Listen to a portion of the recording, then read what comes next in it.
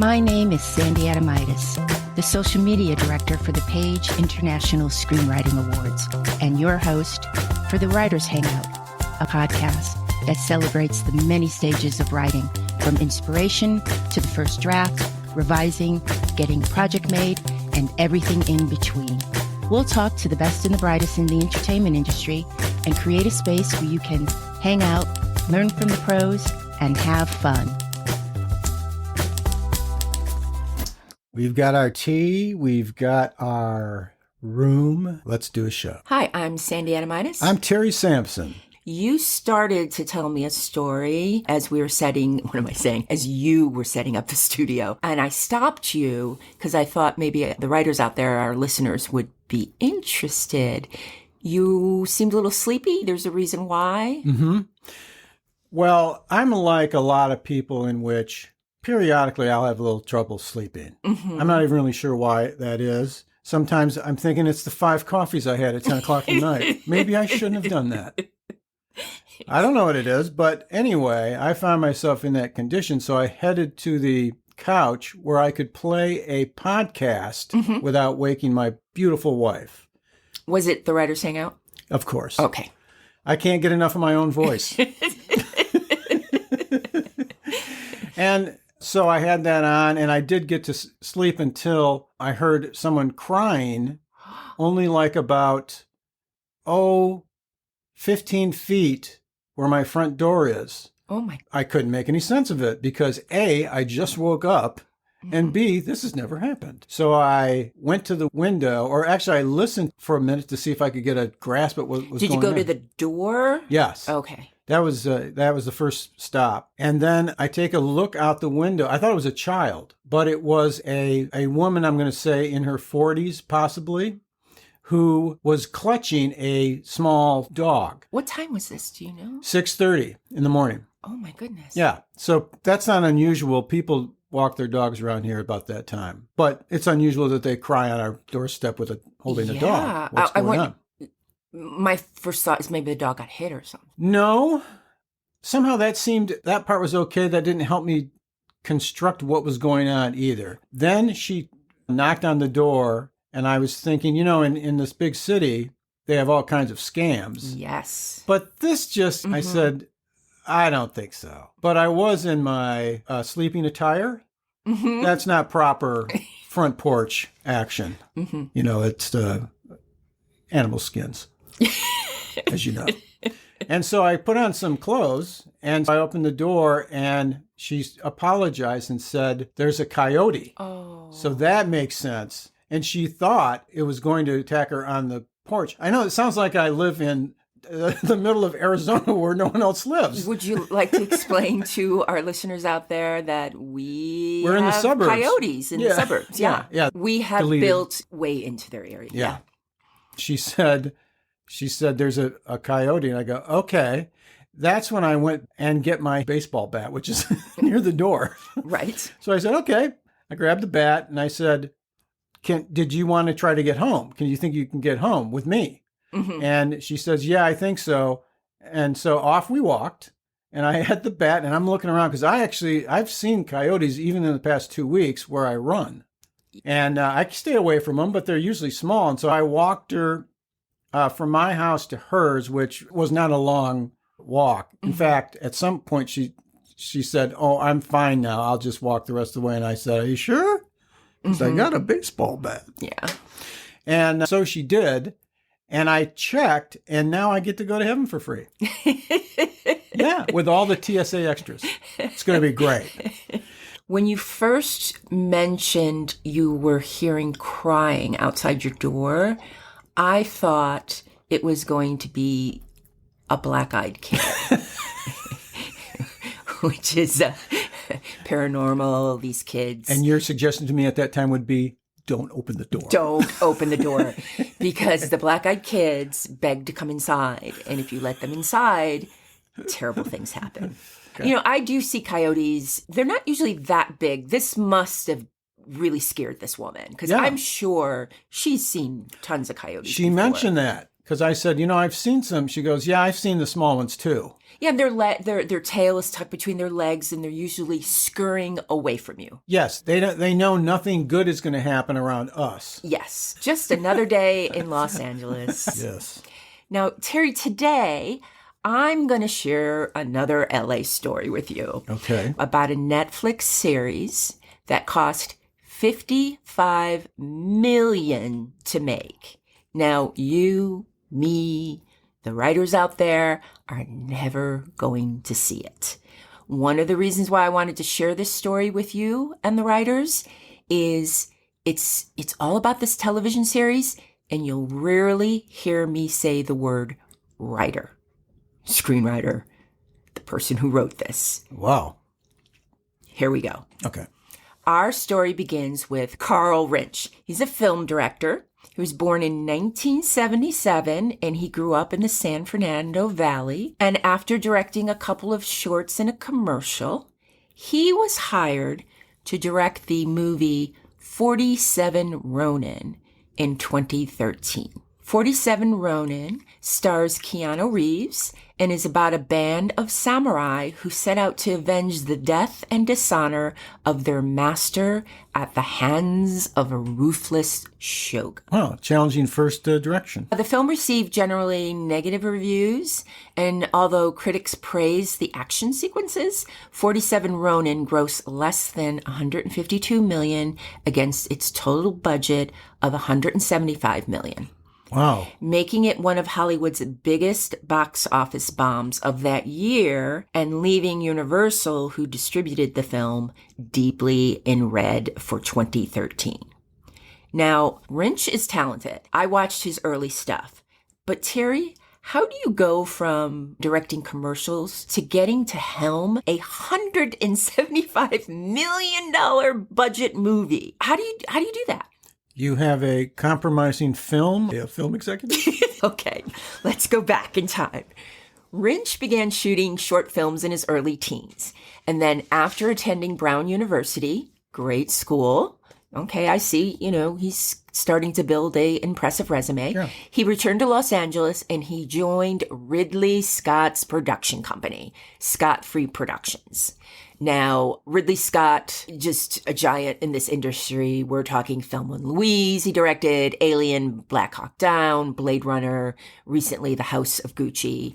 Ridley Scott's just huge. Rinsch's career starts to take off in 2010 when a short film he made for the Dutch electronics maker Philips won top awards at the Cannes Lions International Advertising Festival.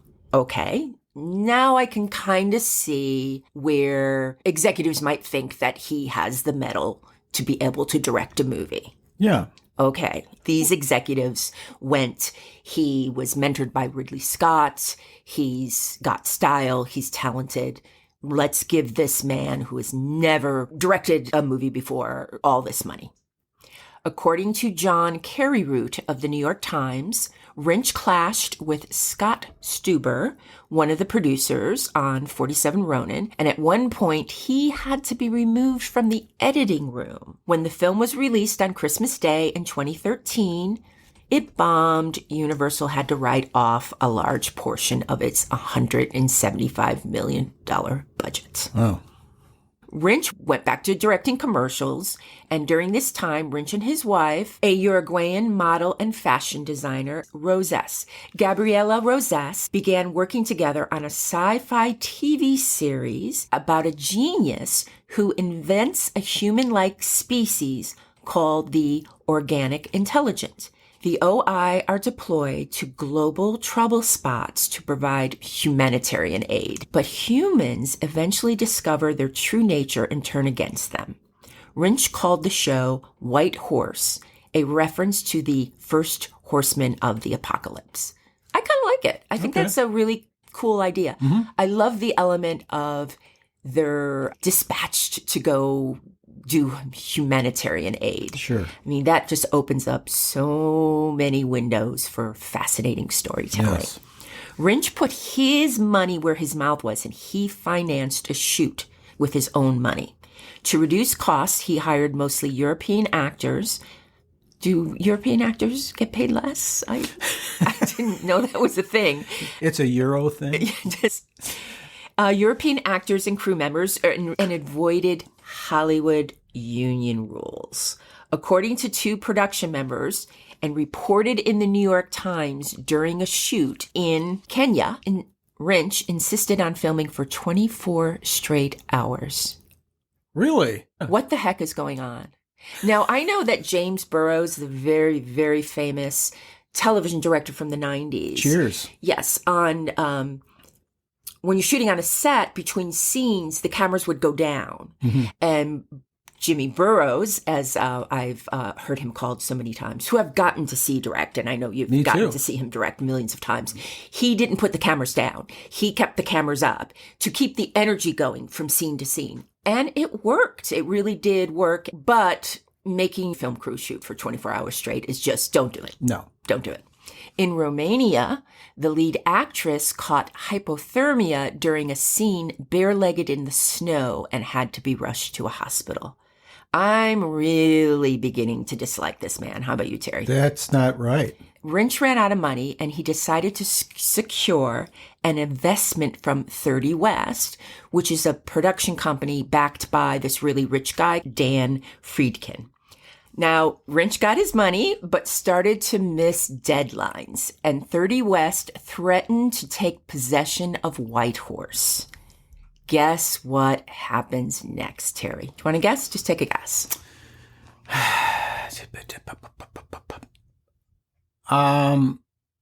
It goes bankrupt?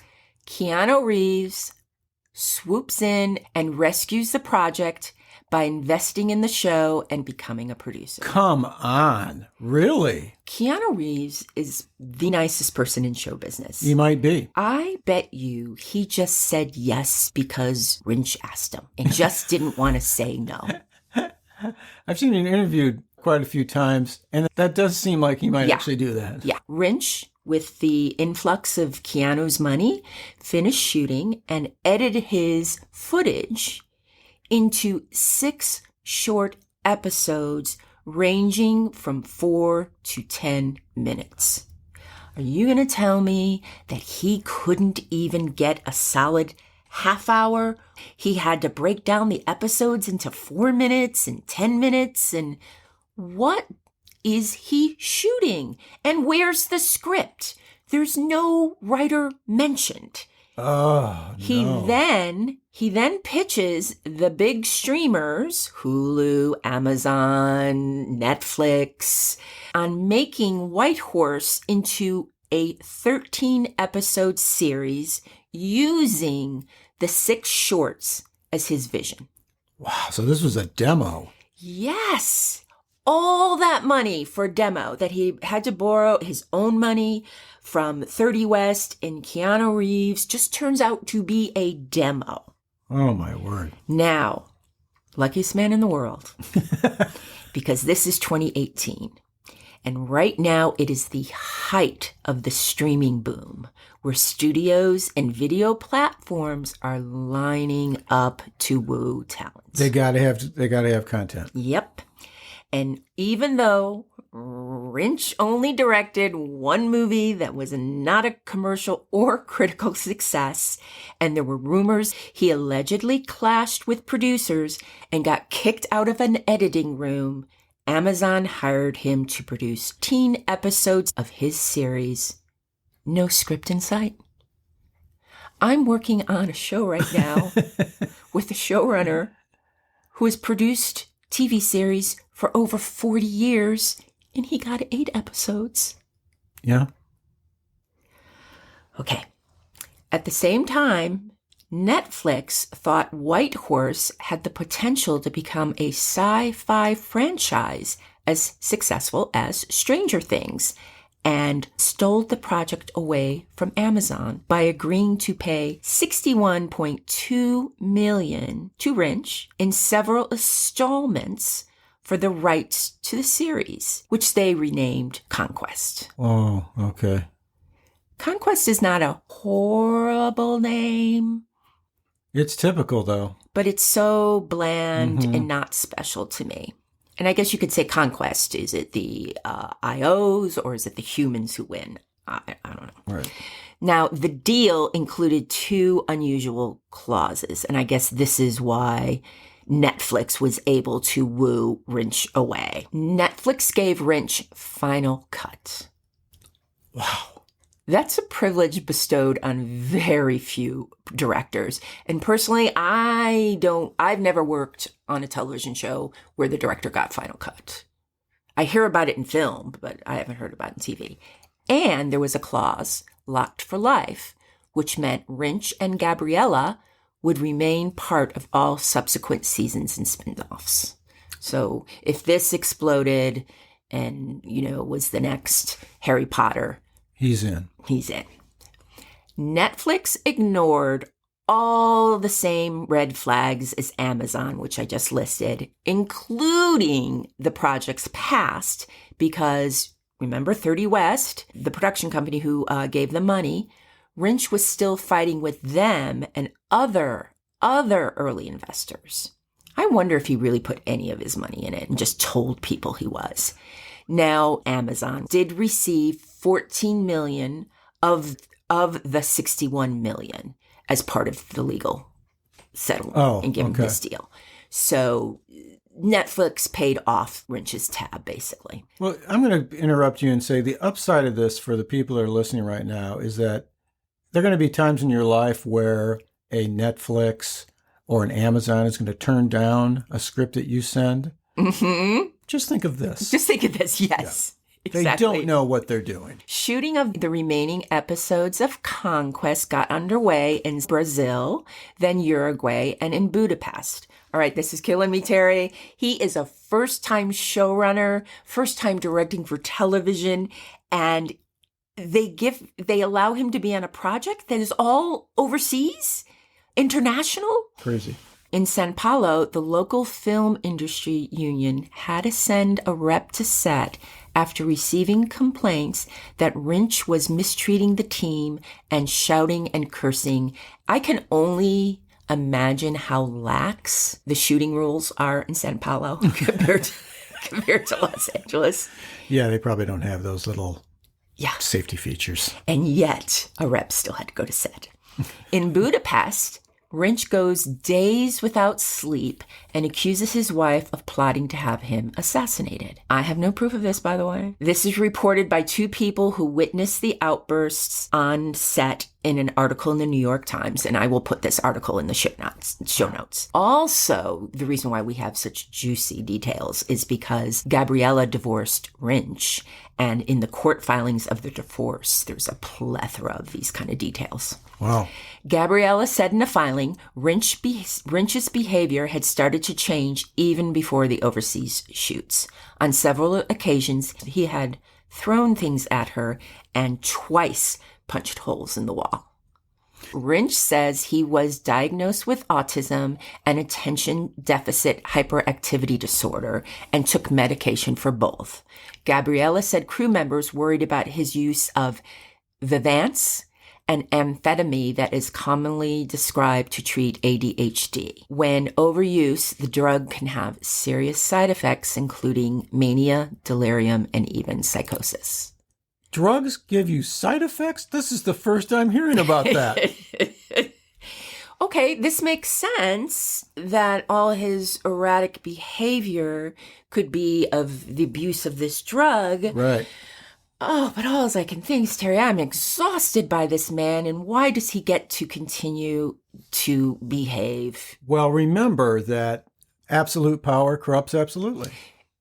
There you have it. So you have that plus the drugs. So that's a duo. Filming wrapped up in Budapest in late 2019, and back in LA, Gabriella, accompanied by Keanu, again, just the best sport in the whole world, and one of Rinsch's brothers, and several members of the Conquest crew staged an intervention. He's still being nice? Holy cow. We got to get him on the show. Yes. Keanu, please come on the show. Rinsch agreed to let a sober companion stay with him, but it lasted only a few days. Now, Terry, we are on March 2020. What do you think happens? Well, I'd like to think that they put a different director in on this before it's too late. And of course, that guy shows up and there's no script. Maybe they put a script guy in there. Well, the coronavirus pandemic is right around the corner. Oh, yes. And Rinsch asks Netflix to send him more money. Just for shots. The company, no, for shots.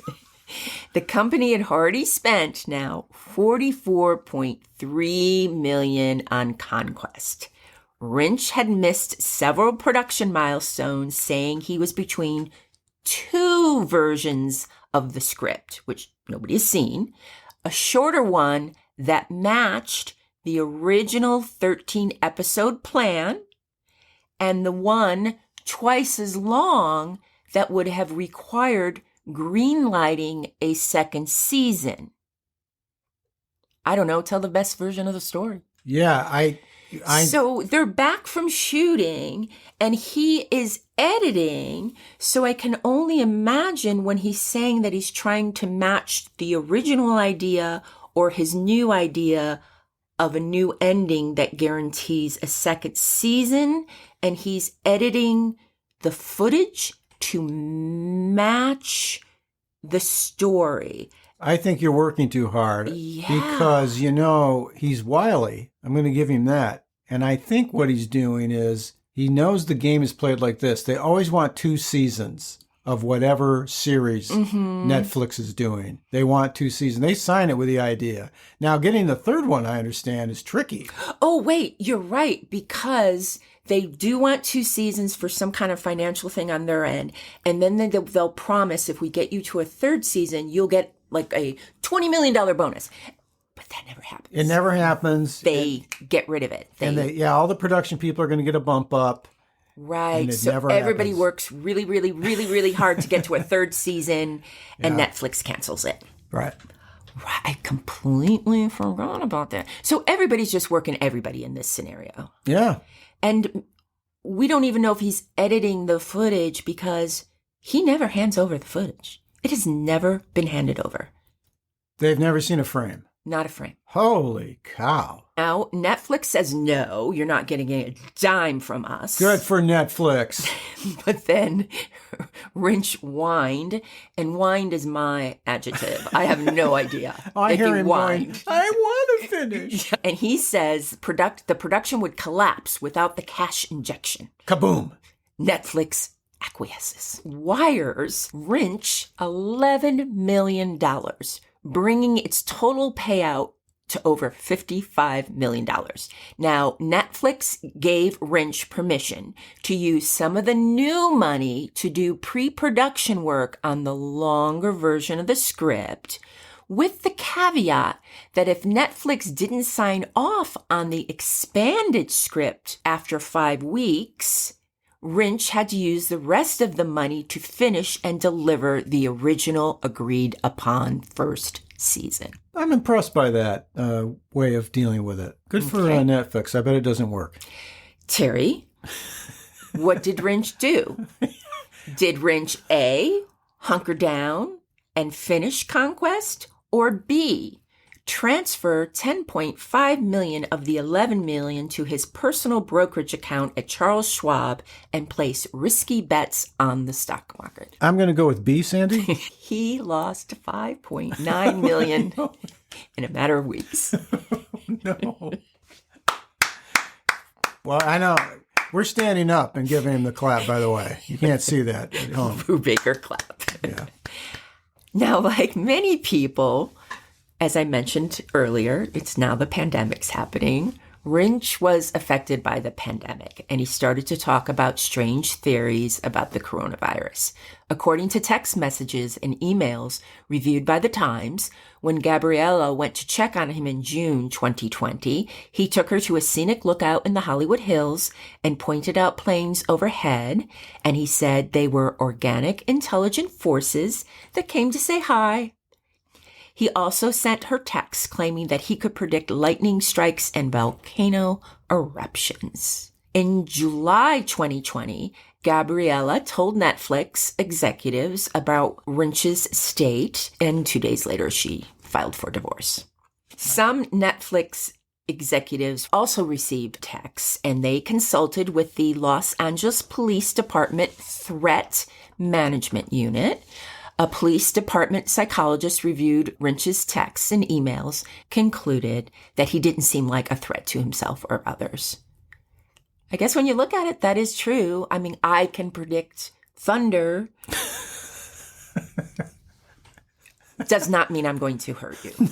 No. The volcano is one of those iffy ones. Yeah. In case you don't like somebody near one of those. Yes. Yeah. March 18, 2021, Netflix emailed Rinsch to inform him that they had decided to stop funding Conquest. He was free to shop it elsewhere, but any acquirer would have to reimburse Netflix for what it had spent. Now, that is a very normal deal. Projects go into turnaround all the time, and studios want to recoup what they laid out in the first place if somebody else picks up the project. Sure. What a big break for this guy. He's never handed in a script. He's never handed in footage. He's got like $55 million, and they're just saying, go with God with the project. Rinsch sent angry emails to Netflix, accusing them of breaching his contract and demanding another payment of $14 million. He likes that general area Yeah. on the extras. I'm starting to pick up on that. It does. Netflix, they've had enough, and they accuse Rinsch of squandering the funds, and then they start trying to get the money back. Rinsch transferred the last of his Netflix money, which is $4 million, from his Schwab account to an account on the Kraken exchange and bought Dogecoin, a dog-themed cryptocurrency. Dog-themed? Yeah, that's Elon Musk's Dogecoin. It's got a dog on the coin. That's why it's dog-themed. Yeah. Wow. Guess what happens next, Terry? Dog bites? When he liquidates his Dogecoin in May 2021, he earns a balance of nearly $27 million. Get out of town. He earns $27 million trading cryptocurrency. Wow. Is this the luckiest man in the whole world? I don't get it. Now, Terry, what does he do? What does Rinsch do with the $27 million? Let's see. He's already predicted earthquakes and volcanoes. I don't know what a guy that does all these things do. Go ahead. Well, he doesn't start paying Netflix back. No, that's not going to happen. He buys 5 Rolls Royces, a Ferrari, a $387,000 watch, and millions of dollars worth of high-end furniture and designer clothes. The tab came to $8.7 million. Now, Rinsch says the cars and furniture were props for Conquest and that Netflix paid for those. So he doesn't owe his wife any money in the divorce for that. But remember, Netflix is trying to get their money back from Rinsch. And then he turns around to Netflix and says the money was contractually his and that Netflix still owes him several more payments totaling up to $14 million. Oh, for crying out loud. He works both sides of the Dogecoin. That's and I love the props thing. How in the world can his designer clothes or any specific roles be a prop? You shot the film 2 years ago, and this invoice is from 6 months ago. How did that happen? How? Netflix disagrees, of course, that they owe him $14 million. They are in arbitration, and a ruling is expected soon. I guess right now, Rinsch, he's in the valley somewhere, polishing up that Rolls Royce. Yeah, I don't know. He's the Rinsch that stole Netflix. Oh, thank you. Thank you for the title of this episode. And that's a wrap for the Writers Hangout. Thanks so much for listening. If you enjoyed the show, please take a moment to leave us a review on Apple Podcasts. Your positive feedback will help us keep the show going so we can continue bringing you more future episodes. Remember, keep writing. The world needs your stories. The Writers Hangout is sponsored by the Page International Screenwriting Awards, with executive producer Kristin Overn, producers Sandy Adomaitis, and myself, Terry Sampson. And our music is composed by Ethan Stoller.